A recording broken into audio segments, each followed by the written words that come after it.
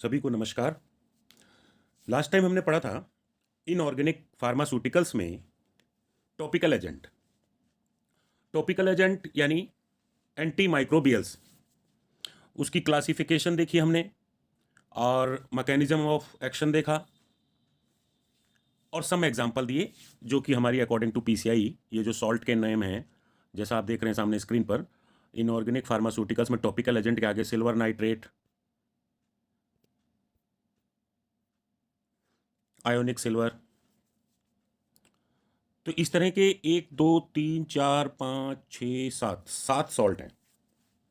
7 salt में एक 100% कभी मिस नहीं हुआ, पेपर में एग्जाम में हर बार आता है, पूछा जाता है। अब ये सातों सॉल्ट हमें याद करना है, परेशानी वाली बात, टेंशन वाली बात कुछ लोगों के लिए होगी, लेकिन नहीं, मैं आपको कुछ ट्रिक्स बताता हूं। कुछ 1 2 चीज हैं, उसको इंटरेस्टिंग भी बनाएंगे, याद भी होगा आपको आसानी से, कुछ भी दिक्कत नहीं है। देखो, अब हमने एंटी माइक्रोबियल एजेंट में हमने पढ़ा कि एंटीसेप्टिक क्या है, डिसइंफेक्टेंट्स है, जर्मिसाइडल एजेंट है, बैक्टीरियोस्टेटिक एजेंट है, सैनिटाइजर है जर्मिसाइड से। तो आपको डिफाइन डिसइंफेक्टेंट्स पूछेगा, तो इन सातों सॉल्ट में से जो सॉल्ट आपका अच्छा है, जो आपको आसान लगता है, जो आपको प्यारा लगता है, उसको डिफाइन कर दो। यही तरीका है। और मोस्टली जो अलग से पूछा गया है वो बोरिक एसिड ज्यादा पूछा गया है, और कुछ केसेस में हाइड्रोजन पेरोक्साइड पूछा गया है, सिल्वर नाइट्रेट पूछा गया है। ये 3 जो कॉमन है ये ज्यादातर आते हैं, और 4 आप मान के चलिए एक पोटेशियम पर मैग्नेट को ले लीजिए। बस इन 7 में से 4 को ज्यादा मान के चलिए, 3 में रेयर केस होता है, 2 ज्यादा पूछे गए हैं। बोरिक एसिड बहुत इंपॉर्टेंट है, सिल्वर नाइट्रेट इंपॉर्टेंट है। आ जाते हैं अब अपने इस पे। तो सिल्वर नाइट्रेट का फार्मूला होता है AgNO3। भाई सिंपल सी बात है कि सिल्वर है और नाइट्रेट है तो AgNO3 हो गया। मॉलिक्यूलर वेट आपको पता होगा कि आप पूछोगे कि मॉलिक्यूलर वेट क्या है। आपने देखा होगा, आपने अभी पीछे पढ़ा होगा, 12th में पढ़ा होगा कि जब उसका एटॉमिक वेट कैलकुलेशन किया जाता है, यानी सिल्वर का और नाइट्रेट का जब आप एटॉमिक वेट कैलकुलेट करेंगे तो ये आपका मॉलिक्यूलर वेट निकल जाएगा। अब कैटेगरी की बात करें तो एंटी माइक्रोबियल एजेंट है, एंटी इन्फेक्टिव एजेंट है, टॉपिकल एजेंट तो है ही है जब हम टॉपिकल पढ़ रहे हैं। तो प्रिपरेशन की बात करते हैं तो प्रिपरेशन बोलता है कि it is prepared by dissolving the metallic silver is in hot concentrated nitric acid about 4 hour. अब प्रिपरेशन के नाम पे बहुत से लोगों को टेंशन हो जाती है कि पता नहीं कैसे याद करेंगे और कब किसकी प्रिपरेशन में क्या लिखना है, ये हमें याद रहेगा कि नहीं याद रहेगा। देखो मैं एक आसान तरीका बताता हूं। आप इसकी फोटो ले सकते हैं जिसको लेना हो। प्रिपरेशन की बात जब आ रही है तो हमारा फार्मूला क्या था, सिल्वर नाइट्रेट। तो भाई सिल्वर नाइट्रेट है तो हमें कुछ ऐसा लेना पड़ेगा जिसमें एक सॉल्ट में सिल्वर हो और एक में नाइट्रेट हो। जैसे कि यहां पर देखिए कि सिल्वर को हमने नाइट्रिक एसिड से रिएक्ट कराएंगे। जब हमें बनाना है तो हमें भाई सिल्वर नाइट्रेट चाहिए, तो सिल्वर नाइट्रेट का फार्मूला AgNO3 है। तो AgNO3 निकालने के लिए हमने सिल्वर को क्या किया, नाइट्रिक एसिड से मिलाया, सिंपल है। अब जो सिल्वर है वो यहां नाइट्रिक एसिड से रिएक्ट करके क्या बना लेगा, सिल्वर नाइट्रेट, तो AgNO3। कितना सिंपल है, देखो कुछ भी भारी नहीं है। आप जब किसी की भी प्रिपरेशन बना रहे हैं और अगर आपको उसका फार्मूला मालूम है तो आप बहुत आसानी से उसकी प्रिपरेशन लिख लेंगे। क्योंकि ज्यादातर लोगों को ये सर दर्द है कि सर आप पढ़ा तो अच्छे रहे हो, प्रिपरेशन बहुत अच्छी बता रहे हो, पर मेरे को याद कैसे होगी, मैं वहां लिखूंगा कैसे, कब क्या लिखना है। सिंपल सी बात है, आपको जिस चीज को पूछा गया है उसका फार्मूला आपको मालूम है, तो बस उसी फार्मूले से संबंधित सॉल्ट का रिएक्शन करा के निकाल लो। यानी अगर सिल्वर नाइट्रेट है तो सिल्वर का और नाइट्रेट से, और नाइट्रेट किस में मौजूद होगा, तो नाइट्रिक एसिड में। तो आपने सिल्वर को नाइट्रिक एसिड से रिएक्ट कराया, आपके पास सिल्वर नाइट्रेट आ गया। देखिए सिंपल सी बात है, जब भी रिएक्शन होगा तो Ag देखो NO3 इसका ले लेगा, तो Ag ने NO3 ले लिया, जो बचा उसमें क्या बचा, देखो वाटर। तो रिएक्शन जब हम प्रिपरेशन करते हैं, कोई चीज बनाते हैं तो पानी छोड़ता है मोस्टली, और किसी टाइप की गैस छोड़ता है। अगर कार्बन होगा तो कार्बन डाइऑक्साइड छोड़ेगा, ठीक है। और इसमें नाइट्रोजन था तो इसलिए नाइट्रेट छोड़ दिया। तो सिंपल सी बात है कि इसमें जब Ag का एक मॉलिक्यूल निकल गया और NO3 के 3 मॉलिक्यूल निकल गए, तो यहां पर 2 मॉलिक्यूल, ये 2 मॉलिक्यूल अभी बचा हुआ है। तो NO3 का ये निकल गया तो 2 मॉलिक्यूल बचे हैं, तो 2 मॉलिक्यूल ने NO2 ले लिया। अब बच गया H2 की 2 मॉलिक्यूल, H2 का 2 मॉलिक्यूल निकल गया और एक O बचा, तो यानी H2O। सिंपल सी बात है, वाटर आ गया। सिंपल है, क्लियर है। अब बात करते हैं, after the completion of the reaction the solution is dried and crystallised from water. ठीक है, जब देखो इसको सबसे पहले हमने क्या किया, सिल्वर को हॉट कंसंट्रेटेड नाइट्रिक एसिड के साथ डिसॉल्व कराया, रिएक्शन कराया, सिल्वर नाइट्रेट निकला, नाइट्रेट निकला, वाटर निकला। फिर कितनी देर के लिए हमने उसको उसमें डुबोए रखा, 4 घंटे के लिए। उसके बाद जब 4 घंटे के बाद क्या किया, उसको हमने सुखा दिया और क्रिस्टलाइज फ्रॉम वाटर, वाटर से क्रिस्टलाइज फॉर्म में ले लिया। सिंपल सी बात है। तो आप इतना कुछ आपको डिस्क्राइब करने की जरूरत नहीं है, आप सिर्फ ये लिखिए, prepared by dissolving the metallic silver in hot. अब ये मेटेलिक क्यों बोल रहा है बताऊंगा, ये आगे जब दूसरा मैं आपको आयोनिक सिल्वर बताऊंगा तो इसलिए इसमें मेटेलिक मेंशन करना जरूरी है। ठीक है, वहां पे आयन मेंशन होगा, यहाँ पे मेटल मेंशन होगा। तो मेटेलिक सिल्वर को हमने हॉट कंसंट्रेटेड नाइट्रिक एसिड में डिसॉल्व कर दिया 4 घंटे के लिए, तो हमारे पास क्या निकल गया, सिल्वर नाइट्रेट, जो हमारा मेन काम था सिल्वर नाइट्रेट प्राप्त करना। अब आ जाओ प्रॉपर्टीज पे। तो सिंपल सी बात है कि जब भी आप किसी भी सॉल्ट को लिखते हैं तो उसकी प्रॉपर्टीज लिखिए, उसका स्टोरेज लिखिए, यूजेस लिखिए, फिजिकल प्रॉपर्टीज लिखिए, फिर केमिकल प्रॉपर्टीज लिखिए, प्रिपरेशन लिखिए, है तो थोड़ा सा एक मैनर लगता है, और यही हमारा रूल्स है इसमें। तो प्रॉपर्टीज की बात करते हैं तो उसका स्टेट कैसा होगा भाई, ट्रांसपेरेंट क्रिस्टल है और क्रिस्टलाइन पाउडर के फॉर्म में होता है, या तो ट्रांसपेरेंट क्रिस्टल होगा या क्रिस्टलाइन पाउडर के फॉर्म में। कलर की बात करते हैं तो कलरलेस होगा या वाइट होगा विद इंप्यूरिटी ग्रे। मतलब क्या हुआ भाई, अगर कुछ इंप्यूरिटी उसके साथ चिपक गई तो वो ग्रे कलर का भी हो सकता है। ऑर्डर की बात करते हैं, मेटेलिक होगा एंड बीटर, हल्का सा करछपन, कड़वा सा, अजीब सा बीटर टेस्ट होगा, टेस्ट सॉरी, ये टेस्ट का है, और ऑर्डर का है ऑर्डरलेस। ठीक है, मेल्टिंग पॉइंट हो गया 212 डिग्री सेल्सियस। नहीं याद होता मेल्टिंग पॉइंट तो मत लिखना, याद हो गया तो लिख देना। जो चीज याद होती है, 2-3 बातें याद हो जाती हैं। इतनी सारी चीजें इसलिए लिखाई जाती है कि 1-2 चीजें किसी को याद होंगी, 2-3 चीजें किसी और के याद रहेंगी।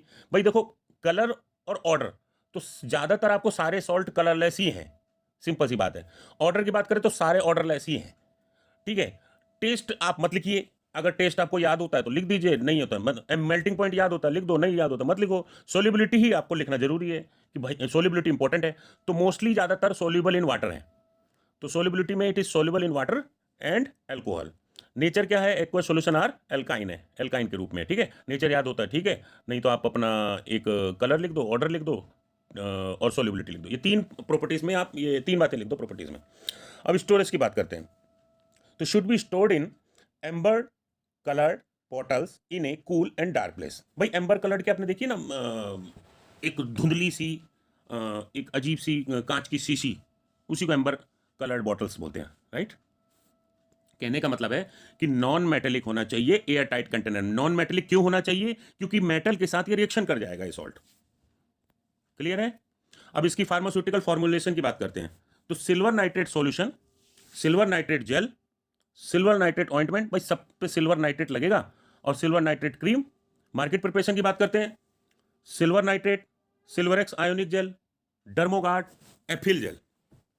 ठीक है, देखो ये ज़्यादातर आपको देखा होगा कि कुछ लोगों को कभी जल गया या स्किन पर कुछ प्रॉब्लम हो गई, अजीब से दाने आ गए और रैशेस से हुए। एक सेकंड में देखता हूँ मेरे पास अगर इसकी फ़ोटो हैं तो मैं आपको थोड़ा सा फ़ोटो दिखाता हूँ किस तरह का होता है। देखो जैसे ये है, ये हमारा जब हम लोग लेबोरेटरी में लेंगे तो सिल्वर नाइट्रेट इस तरह की, ये एम्बर टाइप की बोतल है। ठीक है, और देखो इसमें 500 ग्राम होता है, मोस्टली 500 ग्राम का ही होता है, तो ये भी आप लिख सकते हो। और AgNO3, यहाँ पे आ जाओ, ये देखिए एक इस तरह से आता है, और ये देखिए इस तरह से मार्केट में प्रचार के रूप में बिकता है। ठीक है, ये देखिए इस तरह से जेल के फॉर्म में आता है, सिल्वर नाइट्रेट जेल, और नाम होगा सिल्वरेक्स। तो जो मार्केट प्रिपरेशन में हम इसका नाम डालेंगे सिल्वरेक्स, और सिल्वर नाइट्रेट के बारे में यूजेस की बात करेंगे, it is a anti microbial agent. भाई सिंपल सी बात है कि सातों सॉल्ट हैं तो सातों एंटी माइक्रोबियल एजेंट होंगे। यूज फॉर टॉपिकल एप्लीकेशन, भाई टॉपिकल जो भी चीज़ टॉपिकल की गई वो सब टॉपिकल है, और ये सातों एप्लीकेशन टॉपिकल ही है। हम टॉपिकल का ही पढ़ रहे हैं। और it is a caustic. Caustic समझ रहे हैं? कास्टिक कहते हैं ना कि ये कास्टिक है, कास्टिक सॉल्ट है। जैसे फॉर एग्जांपल मान लो कि इसके अंदर एक कटीलापन होता है। अगर आपके जैसे कि मस्से निकल गए हैं तो कई लोग क्या करते हैं कि एक तिल्ली से उस कास्टिक को उस मस्से के पास लगा देते हैं, तो वो उसके अंदर काटने वाली प्रवृत्ति होती है, तो मस्से को वहां से काट देता है और क्या करता है, बैक्टीरिया को मार देता है। तो कास्टिक प्रवृत्ति वही होती है जैसे आप मान लो आप पेंट है या फिर चूना है, आप पुताई कर रहे हो, कुछ कर रहे हो, पेंट वाला पेंटिंग कर रहा है, तो अगर वो उसके हाथ में पेंट लगा हुआ है तो आपने देखा होगा उसकी डेली हाथ में उस यूज कर रहा है, उसको धो लेता है, कुछ कर लेता है। जैसे आप लोग अगर हल्का हाथ लगा देते हो तो आपके हाथ कट जाते हैं क्योंकि उसके अंदर कास्टिक नेचर होता है। राइट। अब बात करते हैं कि कास्टिक हो गया, इट इज ए कास्टिक हो गया। और एस्ट्री एंजेंट, ठीक है। एस्ट्री एंजेंट क्या हुआ? हल्का सा झझक होता है ना कि कुछ फ्लेवर, जैसे शेविंग जेल आप लगाते हैं, शेविंग जेल फिटकरी लगाते हैं, एक सनसनी सी एक हल्का सा वो देता है। तो ये क्या करता है, ये प्रोटीन प्रेसिपिटेट के एक्ट बाय प्रोटीन प्रेसिपिटेट, तो ये प्रोटीन को प्रेसिपिटेट करने के रूप में कार्य करता है। और जस्ट लाइक शेविंग जेल फिटकरी, ये इसीलिए मैंने मेंशन कर दिया ताकि आप लोग कभी भूलो तो यहाँ पर हल्का सा लिखे रहोगे तो आपको हमेशा दिमाग बैकअप कर जाएगा।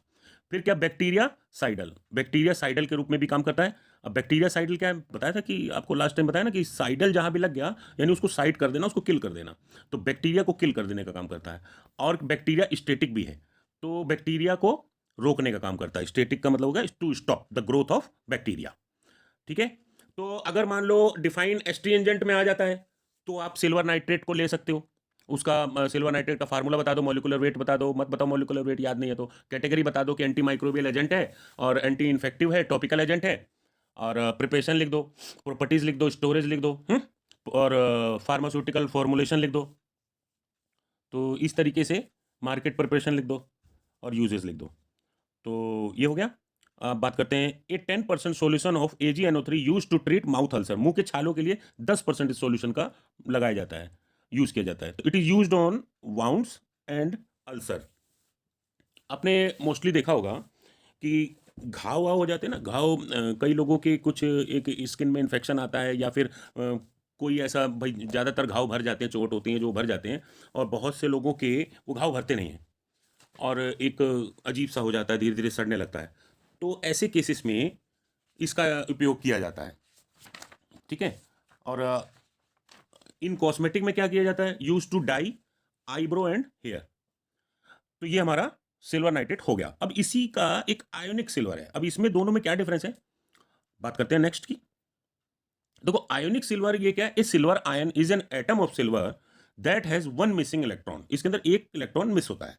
Ionic silver is not similar as metallic silver. वो मेटलिक था, ये आयोनिक है, ये उसका सिमिलर नहीं है, ठीक है। सिंपल है, आप सिर्फ इतना लिख सकते हो कि ionic silver is not similar as metallic silver और has one an atom of silver that has one missing electron, has one missing electron लिख सकते हो आप, ठीक है। प्रॉपर्टीज पे आ जाओ। Ionic silver solution appear as amber और डार्क एम्बर। तो ये कुछ डार्क एम्बर के रूप में दिखाई देता है। इनसोल्युबल इन वाटर होता है, ये इसकी प्रॉपर्टीज हो गई।